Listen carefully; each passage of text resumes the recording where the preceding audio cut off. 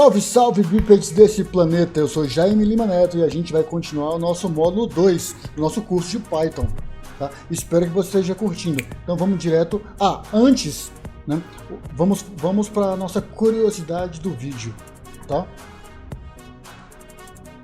A peça musical mais longa do mundo dura 639 anos. Diga isso para o seu chefe na próxima vez que ele reclamar que você está demorando para entregar uma tarefa.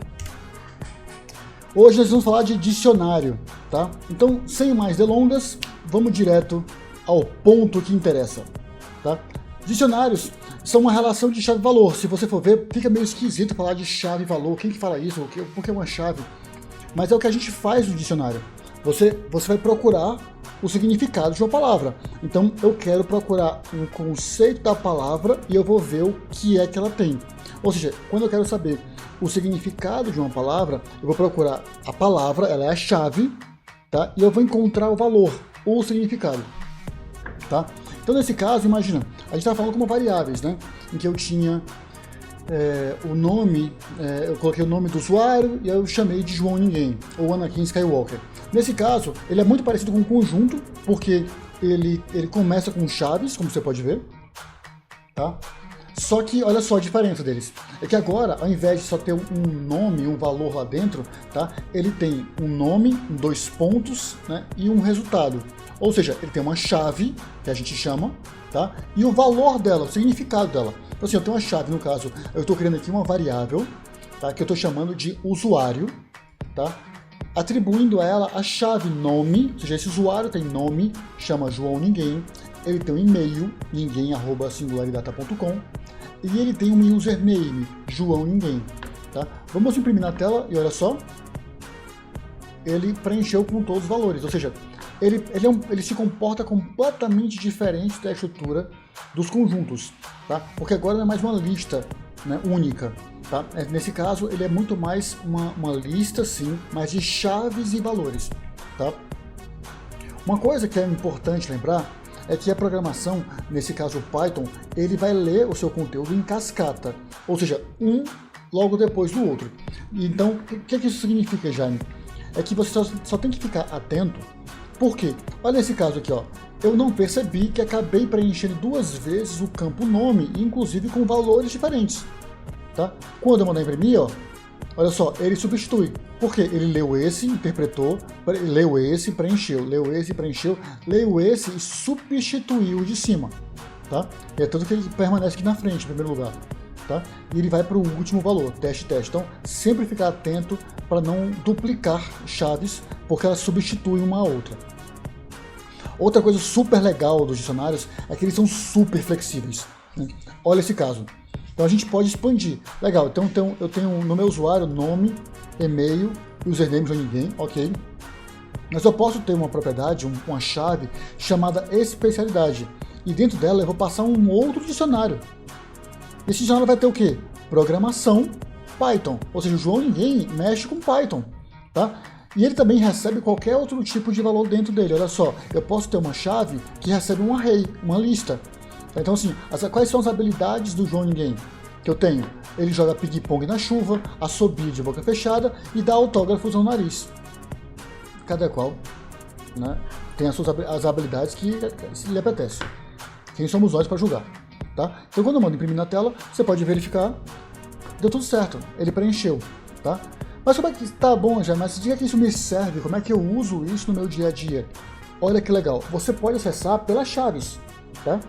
Lembra quando a gente estava mexendo com uma lista, a gente colocava colchete e colocava a posição dela, o número da posição do índice, né? 0, 1 e por aí vai?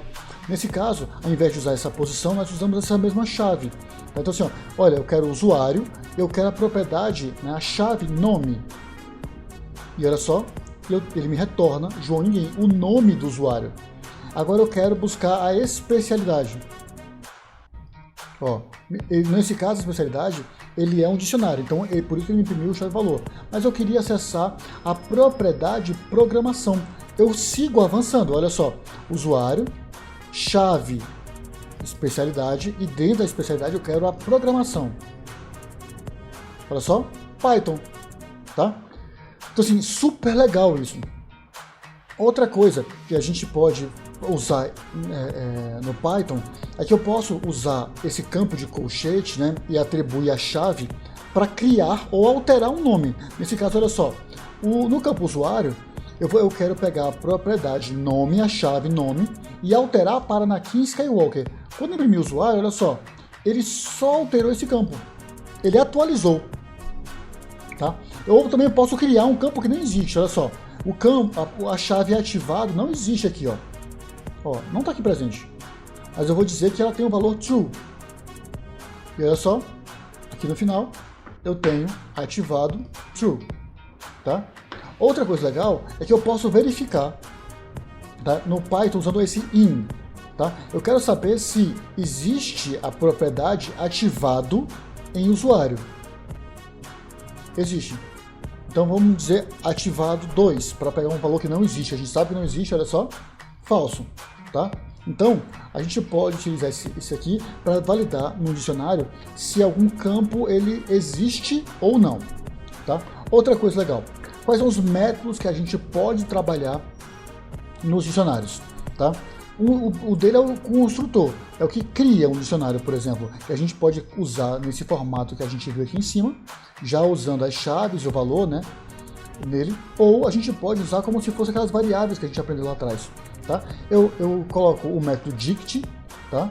E passo a chave como se fosse uma variável, igual, ó, tudo certo, ó. Então assim, eu vou criar a variável livro, vou construir, ela vai ter título, que chama título de milhões, tá? O autor é o autor de centavos, e a editora é a oportunidade de vendas.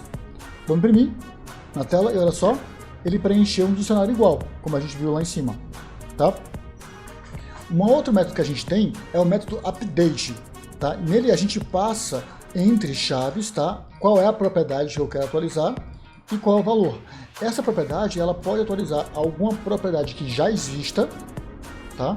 Ou ela pode criar. Nesse caso aqui, ó, escolhi criar uma nova. Páginas não existe aqui, então vou usar a propriedade update, tá? E vou imprimir na tela a variável inteira do livro.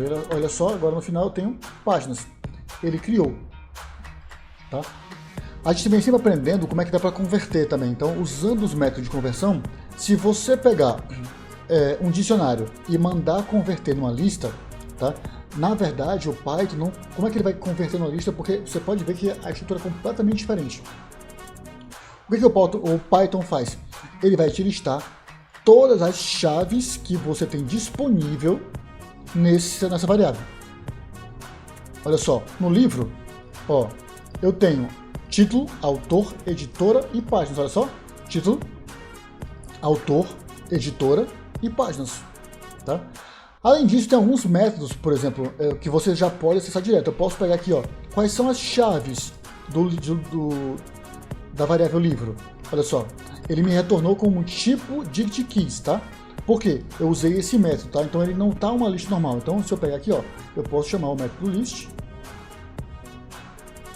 e ele vai dar o mesmo resultado que o de cima. Legal, né? Aqui a mesma coisa, eu posso pegar, ao invés de pegar quais são as chaves, eu quero só os valores dela. Olha só, mesma coisa, também tá como dict values, no caso antes era dict keys, agora dict values, tá? Mas ele me passou somente o que foi preenchido nela, tá? E aí o que eu posso fazer com isso? Aqui, ó, eu posso agora também transformar numa lista, e agora ele não vai mais seguir aquele padrão do Python, ele vai me dar somente numa lista mesmo, no tipo list, tá? Somente os valores do que eu tenho dentro de um livro, tá? Então assim, super legal, isso aqui é super prático, vai adiantar muito nos próximos trabalhos. Como eu falei, agora com essa aula nós terminamos o módulo 2, tá? E agora vamos começar a mexer um pouquinho mais em programação. Até agora estávamos aprendendo a estrutura base, né? Então aprendemos o fundamento mais inicial, agora nós já acabamos a parte de estrutura de dados fundamental, tá? Vamos avançar um pouco mais e depois se prepara, é mão na massa. Como eu falei, vão ser cerca de 10 módulos, tá? Que a gente vai trabalhar e vai ter muita coisa legal, conexão com o servidor, construção de robôs, tá? Vai ter muita coisa legal, ou seja, a gente vai chegar num uso super bacana de análise de dados, construção de gráficos, dashboards completos, tá? Super legal, tá bom? Então não esquece, deixa o teu comentário, o teu feedback. E nunca esqueça, tá, que este notebook, o link dele está na descrição do vídeo, tá bom? Até a próxima. Tchau, tchau.